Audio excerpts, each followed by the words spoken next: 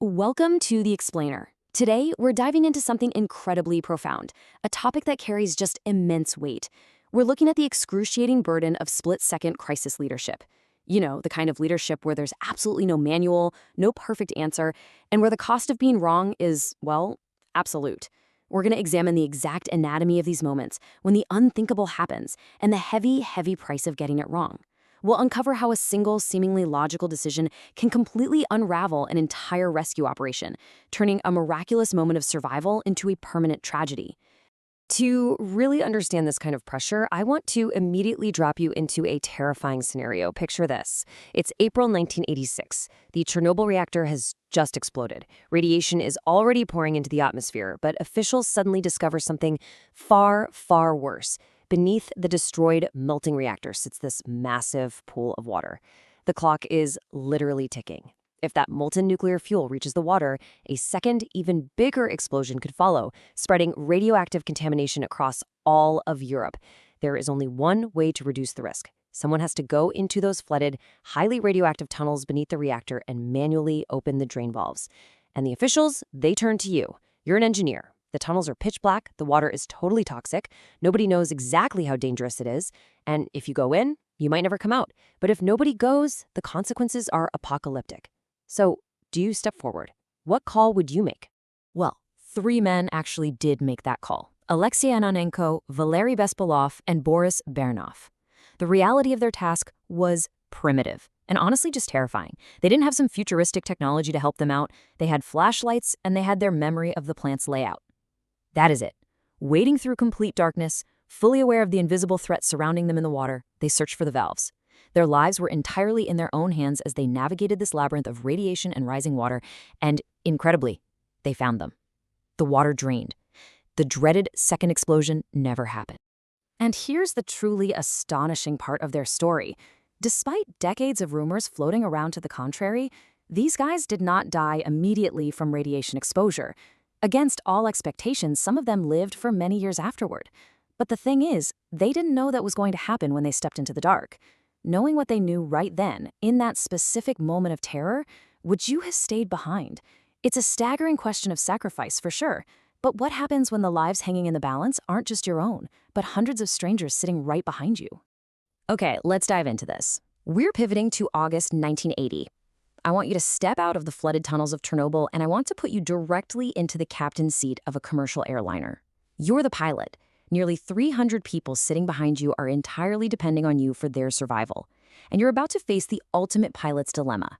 A situation where standard, by-the-book procedures clash violently with the immediate, terrifying reality unfolding inside your aircraft.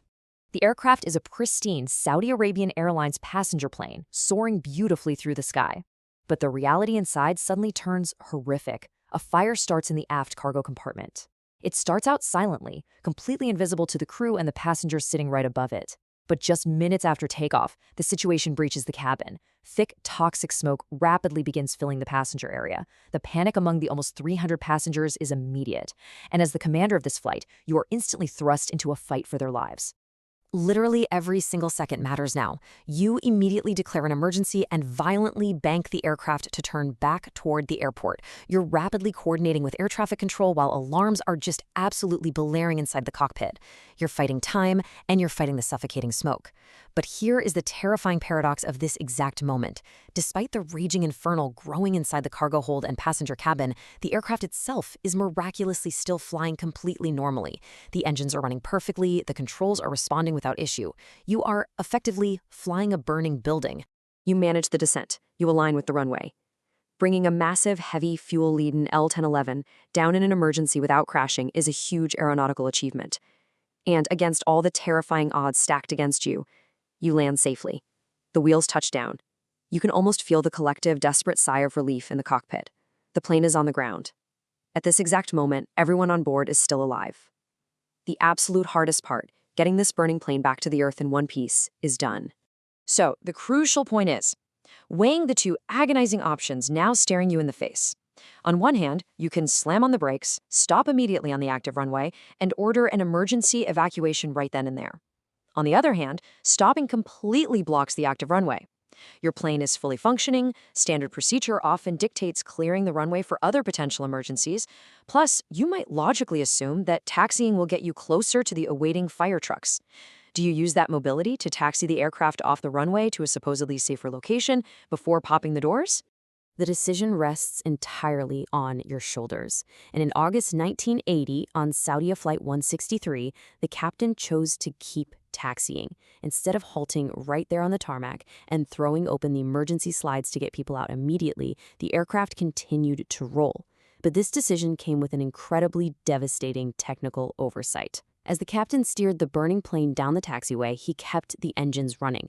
This specific choice would soon prove to be the most critical, fatal error of the entire ordeal. 2. More than 2 full minutes passed before the aircraft finally stopped moving. In the context of a fire, 2 minutes isn't just time passing. It's a fatal eternity. During those 2 minutes, the environment inside the cabin was shifting towards something called flashover. That's the terrifying point where combustible materials rapidly ignite simultaneously. But the fire itself wasn't the only killer. The burning plastics of the aircraft interior were rapidly producing massive amounts of carbon monoxide and hydrogen cyanide. Before the flames even reached the passengers, this buildup of highly toxic gas was already incapacitating everyone inside. The rescue timeline was completely shattered. Fire and rescue teams had positioned themselves perfectly near the runway, fully expecting the plane to undergo an emergency halt the moment it touched down. Instead, because the captain decided to taxi, those rescue crews were forced to physically chase a rolling, burning aircraft down the tarmac. That delay allowed the blaze to become so intensely hot and overwhelming that by the time the aircraft finally rolled to a stop, the internal environment was completely unsurvivable. And this brilliantly illustrates the horrific problem the firefighters faced when they finally caught up to the stopped plane. They were met with a terrifying reality. They had this desperate mission to save the people trapped inside, but they were immediately blocked. Because the captain had left the engines running while taxiing, the massive jet engines were still spinning at high speeds. This created a huge, deadly hazard for the ground crews, physically preventing them from safely approaching the aircraft and accessing the emergency doors. They were forced to just wait outside a burning plane, watching precious seconds tick away. The true horror of the situation, though, was a matter of devastating physics. Commercial aircraft utilized plug-type doors. This means they open slightly inward first, held in place by the pressurized air inside the cabin during flight. Because those massive engines were left running, the aircraft's air conditioning packs continued to aggressively pump air into the cabin. The aircraft remained completely pressurized on the ground. The firefighters desperately tried to force their way inside, but they were fighting a losing battle against the mechanics of the plane itself. The running engines essentially locked the doors from the inside. They couldn't pull the doors open against that intense internal pressure, leaving them entirely helpless on the outside while the passengers succumbed to the smoke. 301. All 301 people on board died. Every single soul. Let that staggering reality sink in for just a moment. The passengers actually survived the terrifying in-flight fire.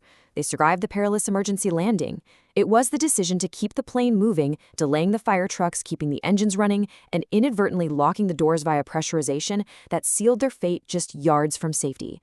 By the time the firefighters finally breached the hull, it was entirely too late. The fire had claimed the cabin, thwarted by a single decision in the cockpit. It leaves us haunted, right? Just the immense weight of the decisions leaders make when time collapses and lives literally hang in the balance. We started this explainer by asking if you would step into the dark waters of Chernobyl to save thousands. Now I leave you with this. If you were in that cockpit, having just miraculously landed a burning plane, would you have made a different decision? Knowing the standard procedures but seeing the smoke, would you have slammed on the brakes on the runway, or would you have taxied? What call would you make? Take a moment, think about the immense pressure of that split second, and explain your reasoning in the comments below.